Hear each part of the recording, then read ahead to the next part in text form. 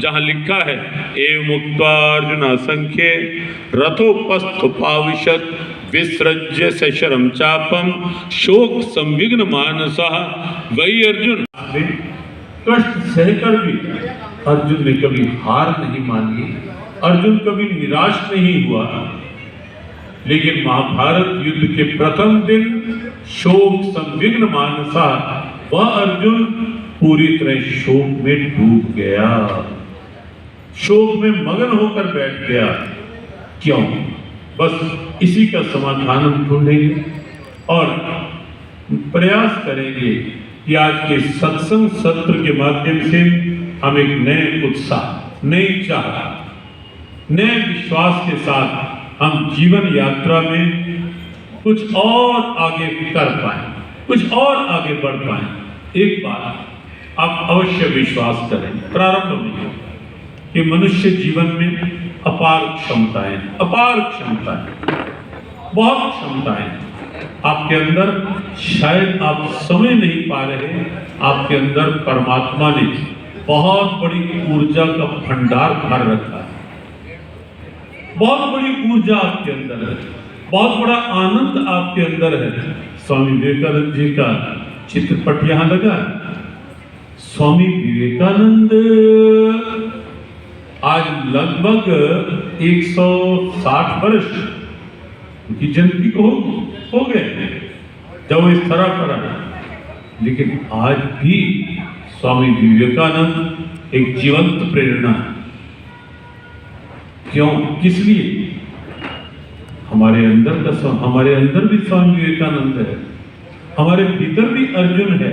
बस आवश्यकता है गीता के इस प्रसंग को समझ करके हमें भीतर के दुर्योधन को दबाना है, हराना है, परास्त करना है और भीतर के अर्जुन को विजयी बना करके, भीतर के अर्जुन को जागृत करके उसे अपने जीवन का आदर्श बनाना है।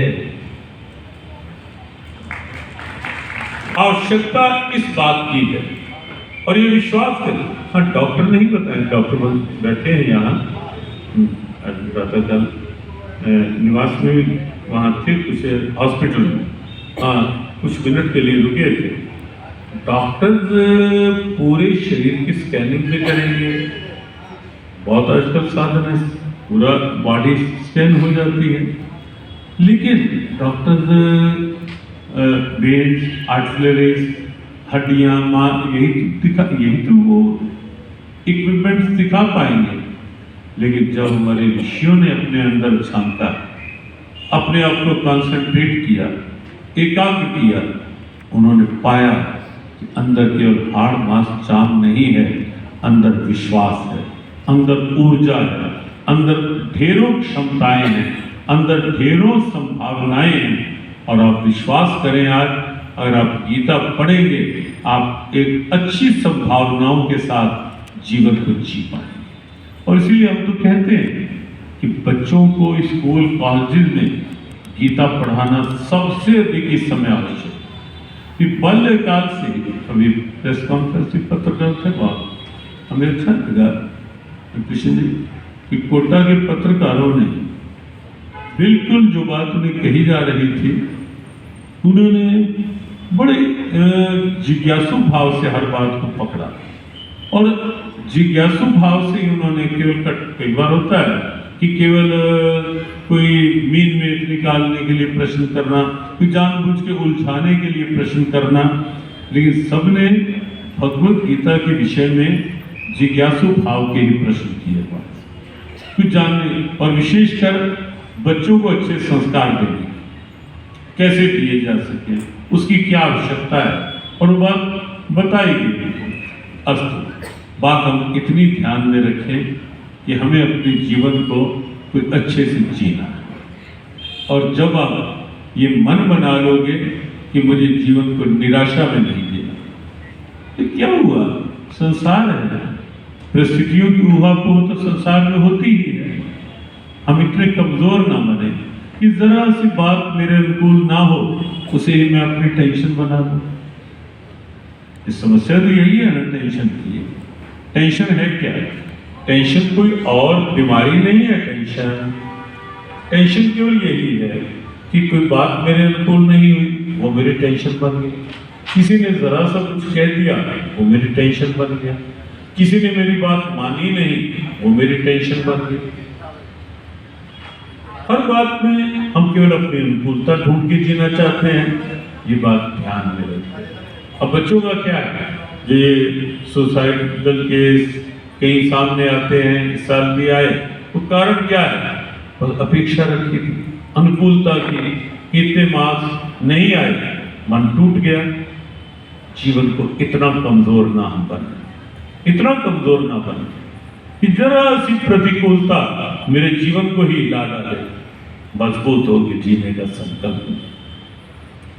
प्रतिकूलताएं जिस संसार में, आप सोचें, जिस संसार में हम और आप आए, इस संसार में सर्दी भी है या नहीं? बताओ, दोनों है ना। अगर सर्दी हमें अच्छी लगती है तो हमें ध्यान रखना चाहिए ना कि सर्दी के बाद गर्मी आनी है। और मान लो गर्मी आए, हम परेशान हो जाए, क्या भगवान ने बना दिया सारा दिन पसीना। अरे भाई, पसीना भी तो आवश्यक है।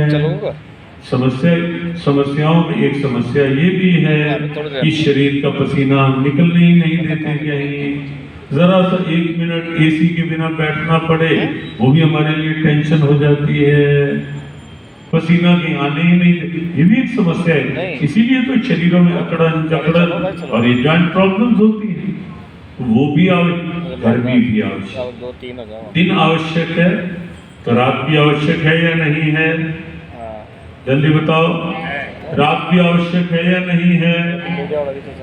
हम तो कभी कभी सोचते हैं कि भगवान ने यदि रात ना बनाई होती तो शायद आधी से अधिक दुनिया या कितने % होती वो भगवान जाने।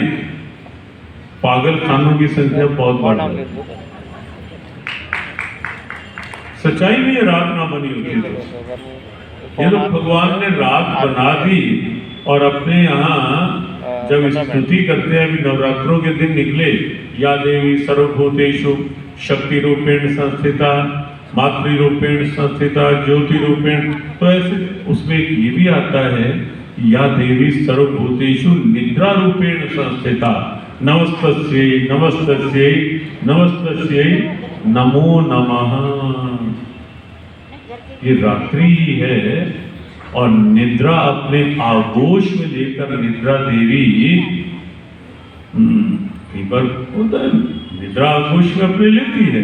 एक सत्संग में अलर्ट है ना, जो अवश्य हर सत्संग में नहीं, कहीं बैठ के कहो निद्रा बहुत अच्छी चीज है और यही हो जाओ शुरू। किसी ने डॉक्टर ने एक बार एक पेशेंट से पूछा कि अब निद्रा देवी क्यों गया, डॉक्टर ने पढ़ा होगा ये मंत्र भी। डॉक्टर ने एक पेशेंट से पूछ लिया कि रात निद्रा देवी आई थी, तो सब पता नहीं मुझे, मैं तो बस सोया पड़ा था, मुझे नहीं बस 2-5 मिनट। हालांकि सोना बहुत अच्छा है, नींद निद्रा देवी का आना भी बहुत अच्छा है, वरना तो इंसान ये 24 घंटे कहीं ना कहीं ओवर टाइम और दिन रात काम में ही उलझा रहता। ये तो धन्यवाद करो ईश्वर का कि उन्होंने दिन के साथ रात जोड़ दी और रात बनाकर निद्रा देवी सबको अपने आगोश में ले लेती है।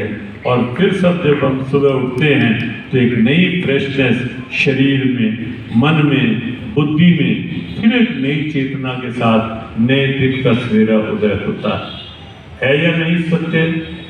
ईश्वरीय विधान है या नहीं उचित? ठीक है या नहीं है?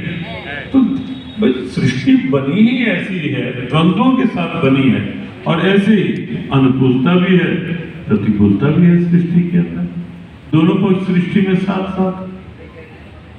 और एक बात और आप विचारें, जरा सी प्रतिकूलताओं को अपनी टेंशन बना लेने वाले इस बात पे जरूर विचार करें और भगवान को अनुकूलताओं में धन्यवाद दे ना दें, लेकिन जरा सी प्रतिकूलता में भगवान को भी झट से शिकवा देने वाले ये जरूर विचार करें कि स्वयं भगवान भी जब इस धरा पर आए तो उनके जीवन में भी क्या परिस्थितियों की पूरी तरह अनुकूलता रही क्या?